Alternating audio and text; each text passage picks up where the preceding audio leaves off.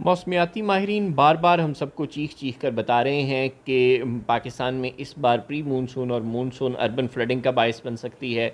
बहुत से शहरों और देहातों में सैलाब के खदशात को फिर से ज़ाहिर किया जा रहा है। बिलखुसूस सिंध के तमाम बड़े शहरों में अर्बन फ्लडिंग का खदशा है।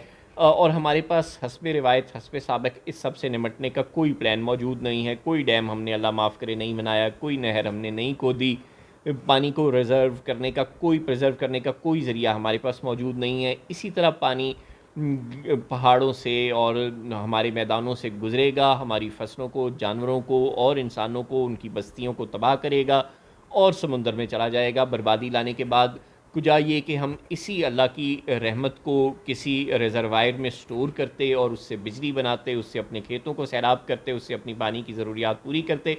लेकिन नहीं, हम आपको फिर अल्लाह ना करे चंदा मांगते ही दुनिया से नज़र आएंगे कि हम क्लाइमेट चेंज के मुतासर हैं।